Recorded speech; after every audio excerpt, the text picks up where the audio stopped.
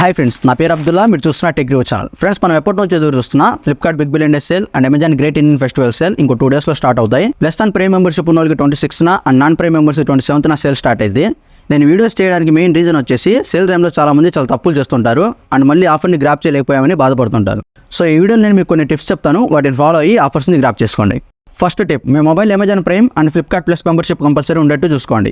ఒకవేళ మీ దగ్గర లేకపోతే మీ ఫ్రెండ్స్లో ఎవరి దగ్గరైనా ఉంటే ఆ అకౌంట్ యూస్ చేసి పర్చేస్ చేయడానికి ట్రై చేయండి. సెకండ్ టిప్, మీ మొబైల్లో ప్రాపర్ సిగ్నల్ ఉండేటట్టు చూసుకోండి. థర్డ్ టిప్, మీరు కొనాలనుకున్న ప్రోడక్ట్ అండ్ బడ్జెట్ని ఫిక్స్ అయ్యి రీసెర్చ్ చేయండి. అండ్ అలానే ప్లాన్ ఏతో పాటు ప్లాన్ బి కూడా పెట్టుకోండి. ఒకవేళ ప్రోడక్ట్ అవుట్ ఆఫ్ స్టాక్ వెళ్తే ప్లాన్ బికి వెళ్ళొచ్చు. ఫోర్త్ టిప్, మిడ్ నైట్ 11:55 నుండే మీరు కొనాలి అనుకున్న ప్రోడక్ట్ని ఓపెన్ చేసి రిఫ్రెష్ చేస్తూ ఉండండి. ఒక్కోసారి సేల్ తొందరగా స్టార్ట్ అయ్యే ఛాన్సెస్ ఉన్నాయి. ఫిఫ్త్ టిప్, సేల్ స్టార్ట్ అయిన 30 minutes లోపే మీరు కొనాలనుకున్న ప్రొడక్ట్స్ అన్ని కొనేయండి.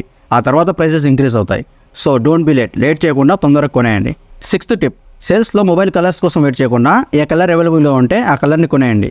ఎందుకంటే మనం ఏ కలర్ మొబైల్ కొన్నా ఆల్మోస్ట్ అందరూ బ్యాక్ కవర్ యూస్ చేస్తారు కాబట్టి మనకి ఇక్కడ ప్రైస్ ఇంపార్టెంట్, కలర్ ఇంపార్టెంట్ కాదు. సెవెంత్ టిప్, మీరు కొనాలనుకుంటున్న ప్రోడక్ట్ అవుట్ ఆఫ్ స్టాక్ వెళ్తే ఫోన్ పక్కన పెట్టేసి పడుకోకుండా ఆ ప్రోడక్ట్ పేజ్ని ఓపెన్ చేసి రిఫ్రెష్ చేస్తూ ఉండండి. ఎందుకంటే కొంతమంది ఆర్డర్స్ పేమెంట్స్ దగ్గర ఫెయిల్ అవుతాయి అండ్ కొంతమంది కార్డులో యాడ్ చేసి కొనాలా వద్దా అని అప్పుడు ఆలోచిస్తూ ఉంటారు. సో ఆ పెండింగ్లో ఉన్న ప్రోడక్ట్స్ కూడా మళ్ళీ సేల్కి వచ్చే హై ఛాన్సెస్ ఉన్నాయి. ఎయిత్ టిప్, మనం కొనాలి అనుకున్న ప్రోడక్ట్ మనకు అవసరమా లేదా అని ఆలోచించి కొనండి. ఎందుకంటే రిటర్న్ పాలసీలు ఇంత ముందులాగా లేవు. మనకి ఏదైనా ప్రాబ్లం వస్తే సర్వీస్ సెంటర్కి పరిగెత్తాల్సి వస్తుంది. సో 1-2 సార్లు ఆలోచించి ప్రోడక్ట్స్ కొనండి. నైన్త్ టిప్, ఎవరైతే ఫ్లిప్కార్ట్లో ప్రొడక్ట్స్ పర్చేజ్ చేద్దాం అనుకుంటున్నారో వాళ్ళు కొనే ముందు ఒకసారి ఆలోచించి కొనండి. అండ్ ప్రోడక్ట్ ఇంటికి వచ్చాక డెలివరీ బాయ్ ముందు ఓపెన్ చేసి చెక్ చేసుకుని ఆ తర్వాత ఓటీపీని షేర్ చేయండి.